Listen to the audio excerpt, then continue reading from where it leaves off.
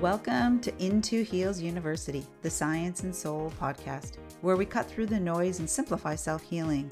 Because knowledge empowers, but action transforms. This is your roadmap to self-healing, giving you the tools to navigate your journey, take control, and create real change in your life. I had a request to talk about the connection between waking up and self-healing. I've really been self-healing my entire life, but it kind of didn't peak until I hit a really low back in 2018. But long prior to that, in 2003, I kind of started my journey on wanting to learn about energy medicine. It took a long time to understand, and it's not because I wasn't smart enough, but more that I wasn't ready to quote unquote wake up. But what did I wake up to? I'm going to get there. I'm a bit of a slow learner, so I kind of had to manage the long road. And it has everything to do with that autonomic nervous system, the sympathetic, the parasympathetic, the vagus. We've talked about the dorsal vagus and the ventral vagus. We're going to talk about more of that today as well. The sympathetic nervous system is designed for perception of danger. Stay alive. It's fast and furious. The dorsal vagus is designed to allow us to sleep and rest after we've run from that bear. Animals balance this beautifully. In fact, I remember taking my dogs out for a walk and we kind of got scared by something. And then bang, they were right back out again. And I remember thinking, oh my gosh, that's so amazing. Could you imagine just getting triggered and then going, I'm good. Like, it'd be wonderful. However, humans don't quite have the same nervous system as a dog. And anyway, I found that quite fascinating back then. So at some point in time, humans evolved into an advanced system, the ventral vagus nerve. This nerve grew to allow us to communicate our voices, our organs, some muscles. It allows you to zen out. It allows clear thinking, creativity, and problem solving, something animals don't have. It allows us to process emotions and feel comfortable in our own body.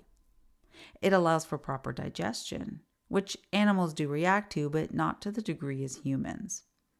And it gives us a sense of meaning in life, connecting to each other, love, forgiveness, gratitude. This is the waking up of the ventral vagus nerve. As you wake up, you can spend more time in that zen, connecting to your higher self, meditating, feeling at peace. It also allows the body to self-heal, which means self-healing and waking up are one and the same. And what are we waking up to? You might say, well, I've always known that I'm a human. I'm aware of that. Yes. And you can feel your toes and hands, but can you feel your soul? Waking up means feeling your soul or just being your soul, being aware of what your soul feels like. Your perception changes from being a human with a soul to a soul using the human body. At first, it's more of an awareness that hollers, hey, I think I'm more than just a robot in a human body. But that's the brain waking up. We need that. The soul has to work with the brain as long as it's attached to the body. And we'll talk about how it attaches later. That's a bit of a science lesson for another podcast. The brain is an amazing computer full of ones and zeros. It's actually a supercomputer, and it can put all the AI to shame with its computing power. But we have little control over how we can use it.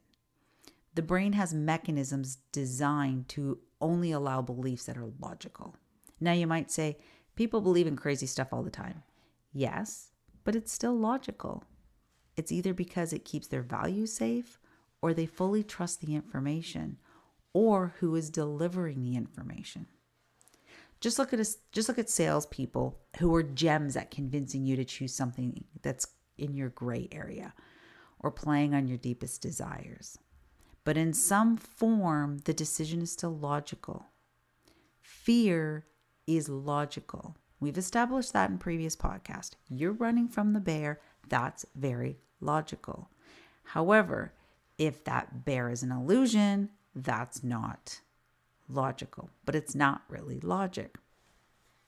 We're waking up much like waking up a numb toe that you couldn't feel before, but now you can feel and use. If you haven't seen the movie 50 First Dates with Adam Sandler and Drew Barrymore, go rent it. It's about a girl who has brain damage and loses her memory every time she wakes up. Life is kind of like this, so bear with me. People who are awake live like Adam, and people that are sleeping live like Drew. When we wake from sleep, like on a day-to-day basis, we hang on to the memories of Earth, but we do not hang on to the memories of our energy. People who lucid dream will understand this well. They wake up with an entire experience that feels so real. When a lucid dreamer undergoes intense stress, the brain can often or actually get confused between reality and dreaming. They've actually had that happen to me before, and it's a very bizarre thing. I'm a very lucid dreamer, always have been. And when you're under a lot of stress, you can sometimes, things can really change because your nervous system is going through such craziness. Nonetheless, dreamers can get messages of great help in life. I know I rely on these dreams for decisions and life lessons. People who can meditate and astral travel are simply becoming active in their energy. Now, back to the movie. Imagine if Drew started to wake up remembering her dreams, thinking, is that just a dream?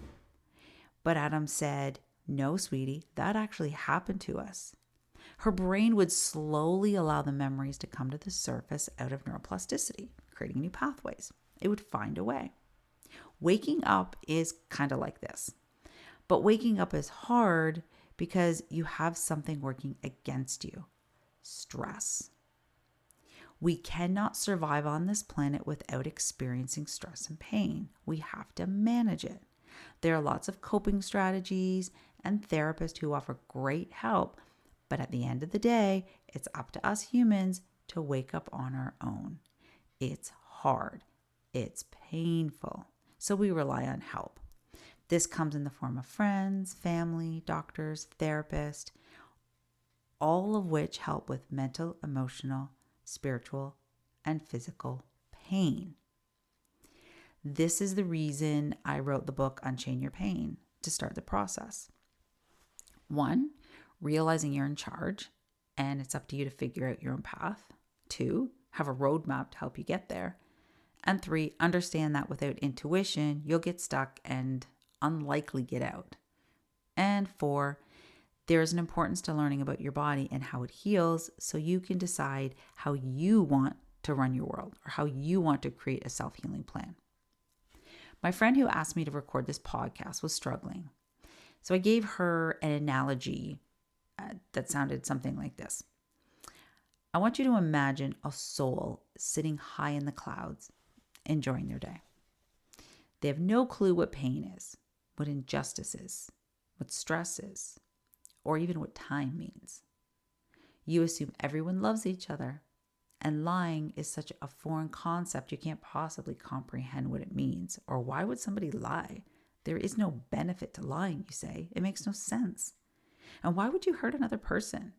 You feel what they feel anyway, so who could possibly want to hurt themselves? What purpose could this possibly serve? As you look down on earth, you say, why would I go there? It sounds horrible. Well, your guide says, the more you experience what you are not, the more you become aware of who you really are. But I'm aware you're sitting in the clouds. Like I see everyone. I'm connected to everyone. But are you? Are you one with God? With Source? Of where your energy came from? I don't understand what you mean, the soul says. Exactly. Earth helps you to connect. It increases and expands your energy. Why can't I do that now, the soul says. How can you? How can you expand from growth? What is growth? Exactly. You have so many questions that can't be answered while you're here. And the soul says, well, I want to go to Earth and grow my soul. So their guide says, well, before you jump in, I need to tell you a few things. The curious soul makes some plans for a few contracts and jumps in. Like any plan, it has a clear purpose, but it can go sideways fast. The lesson here is that waking up is remembering the plan, or remembering that you had a plan, that you had contracts. It's about remembering that you are an energy body, remembering where you came from, what you really are. It's not intellectual and it's not logical. It's an experience. Spending time in full ventral vagal gives you the focus and clarity needed to experience these moments. Stress and pain will keep you from connecting. They pull you in sympathetic or into the dorsal vagus. Anxiety or shutdown, either side, is what's going to pull you out. It's the middle ground that's so sweet. So the more pain you're in, the harder you have to work, the more you need to trust in your intuition to guide the way. And when you do come to the point of dying and leave this earthy school, what do you get to take with you? That is the $1 million question that, I've asked. I know certainly a lot of other people have asked. They've talked to me about it. If you knew that you could take every ounce of knowledge, experience, feeling, value, you would gather it all up until your last breath. What if you take the energy of this nervous system? Would you not want it to be calm, healed, and content? So when I left my body after my surgery, I was shown what I take with me.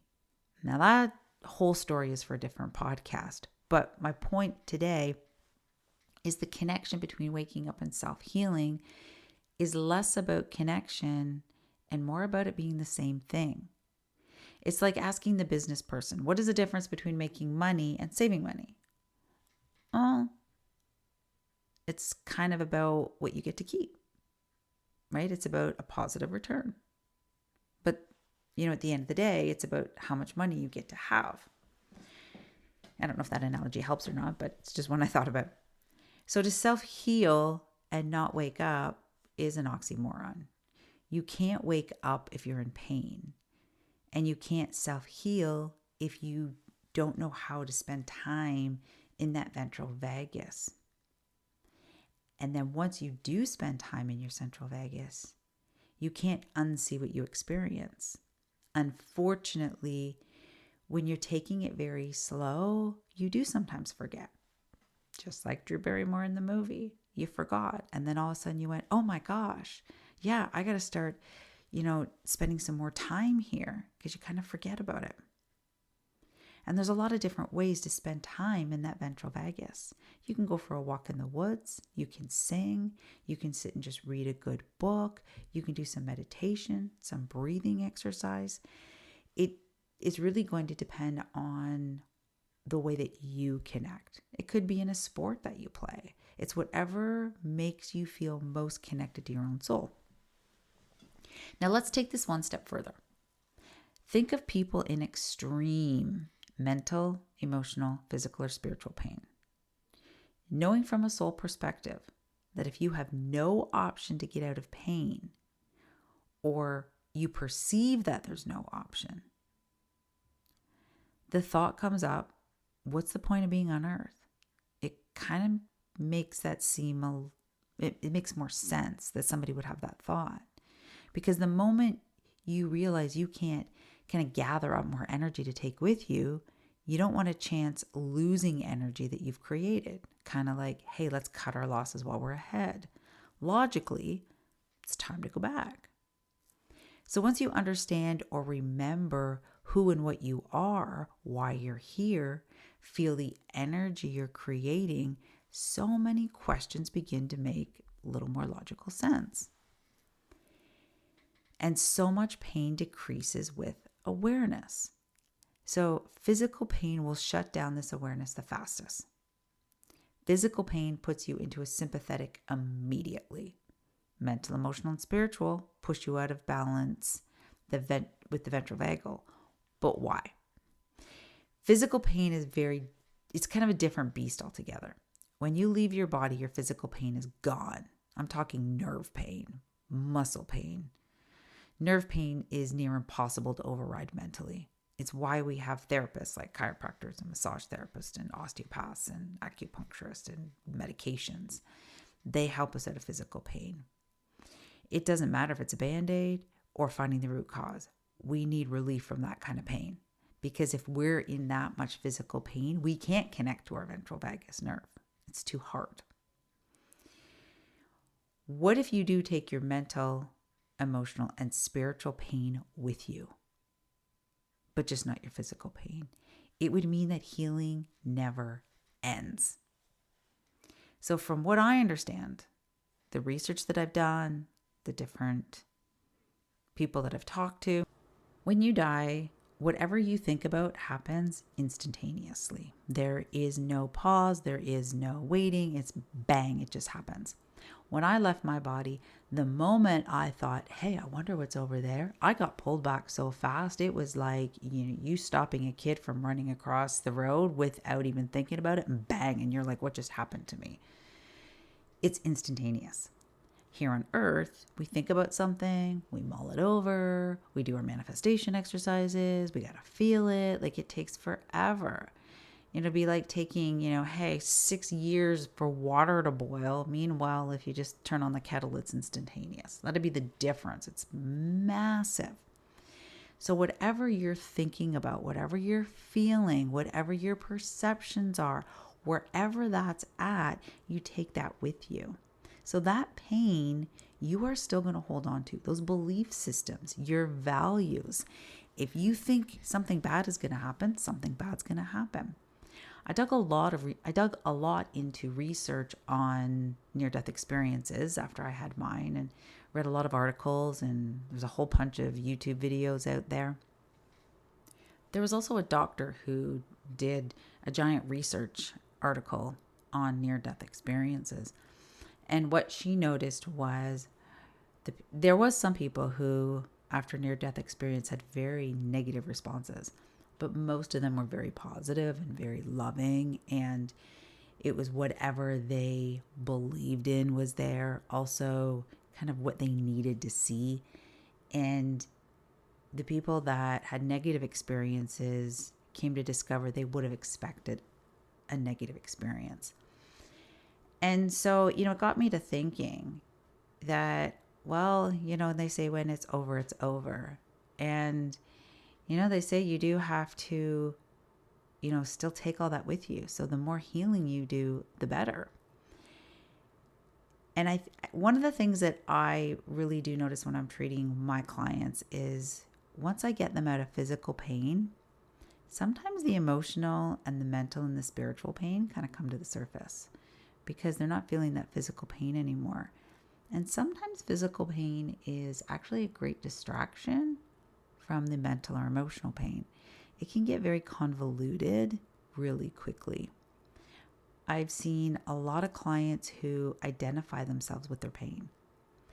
And I healed myself of a childhood autoimmune disorder, Crohn's disease. And I had it basically since the day that I was born. And I worked really hard to get rid of it, like really, really hard. I was in and out of hospitals my whole life, nearly died a few times. I could write a book that says I just can't die. I actually might write that book one day because there's a lot of really funny stories. But it took a while. It took about 8 years of really working with my diet. I went off of red meat. I went off of milk, soy, alcohol, gluten, and I just ate clean. And I healed up my intestines. And ended up getting cancer. That's a whole other story. Got through that. But then I realized, I went through a lot of emotional stuff and really had to work on my emotional and my mental and my spiritual. I had to work on all of those things. And then all of the pain was gone. And it was a bit of a weird feeling, because then you kind of go, well, who am I now? What do I do now? What do I do with myself? What do I do with this energy? And it sounds like, oh, poor you, right? I'm in all this pain. It's kind of like saying, hey, I just won $1 million. I'm so depressed because I don't know what to do with it. It sounds like it would be that crazy. But the reality is that we do identify ourselves with whatever our life experiences are. And we also avoid our most painful experiences. So it really kind of puts us into a bit of a tight box. So what do we do about this?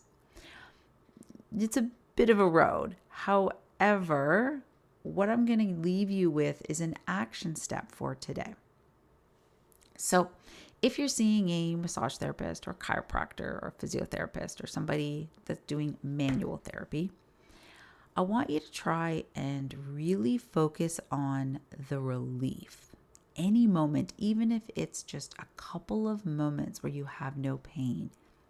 And I want you to put all your awareness to the freedom that you have without that pain, even if it's just a couple of minutes. I want you to feel that positivity. And I want you to use those moments wisely because they are very precious. Those moments are like time spent in that ventral vagus nerve. If you are having moments of mental or emotional pain and you feel a break from it, connect to that moment. Connect to the moment without the pain, and then get out and move. Spend time in nature. Do something to reinforce it. Because the more time that you spend, the more awareness you put into what doesn't hurt, the more you can build out that energy. Because believe it or not, in a lot of ways, we do get used to pain, and the brain will be like, well, where's that pain? Where's that pain? It'll also send signals. And then all of a sudden you're like, why am I feeling uncomfortable? And it's because your brain has been used to it. And it needs you need to train your brain to say, hey, we're okay. We're safe. We're fine. Healing, it's just not linear. And it's not easy. And it can be really confusing. So it really is blending intuition and science. So just give yourself, a little bit of, just be patient with yourself and give that a try. And for me, I do it when I'm out walking. I go out for a jog or I go out for a walk and I feel like I can just breathe. And for me, I just bring a bit of attention to my sternum. And we can try this right now. We can try a little meditation right now if you want to give it a go. What I'd like you to do is just take a deep breath. If you're listening to this while you're driving, then maybe just pause this, come back to it another day, or just listen to what I'm doing and try it later. So you're going to take a nice deep breath in.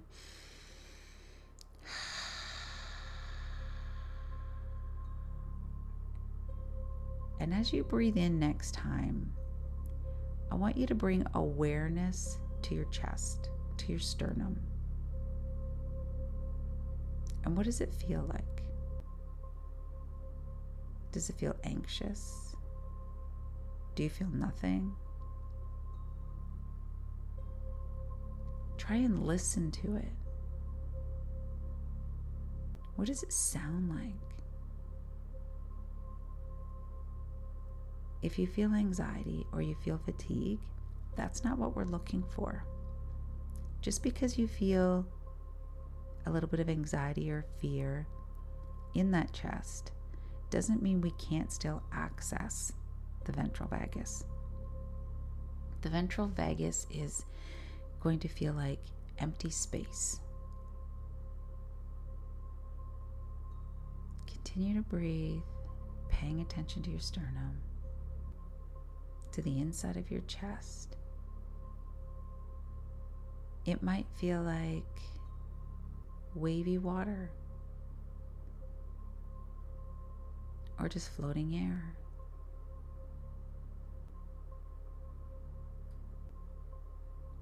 Whatever the most gentle part inside of you feels like, extend that inside your whole chest, your organs, your spleen, your liver, your stomach, your intestines, your kidneys.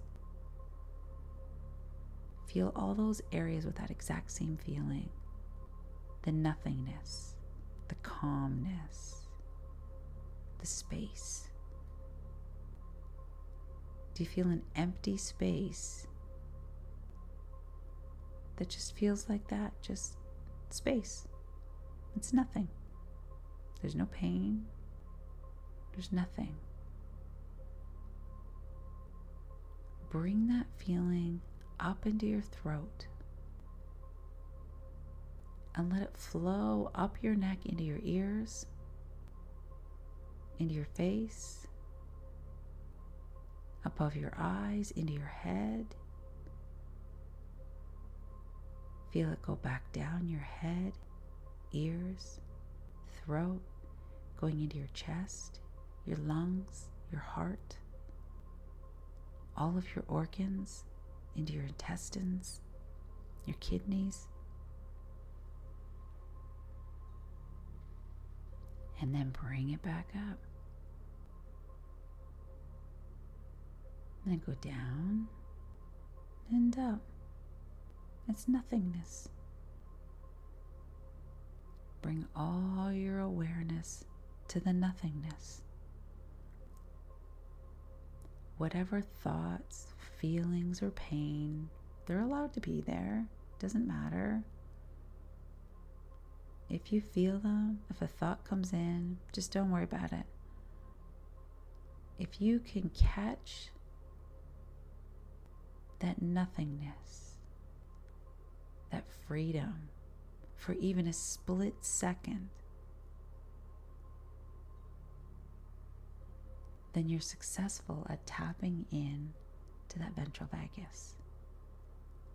And this is where your zenness kicks in. This is where you can spend time with your soul. And in that calmness, in these moments now where we're connecting to our soul, we are also strengthening the ventral vagus, where all of our healing happens. Our immune system gets stronger, which can remove inflammation, heal tissues, take away anxiety, take away racing thoughts. All of those things go away with a strong vagus nerve. So we are doing two things at the same time. We are connecting to our vagus nerve. We are connecting to the essence of who we are. And take a deep breath in and let it go. You don't need to spend a lot of time there, just a little bit. Nothing huge has to happen. You don't need to see fireworks. You just have to spend time in that nothingness. That's where you'll connect to your guides. That's where you'll connect to your higher self. That's where answers will come from. I hope that helped you today. And if you'd like to spend some more time in your ventral vagus, in that space, visit me at intoheals.ca, where we have an abundance of resources, mini courses, and meditations, all to help support your self-healing.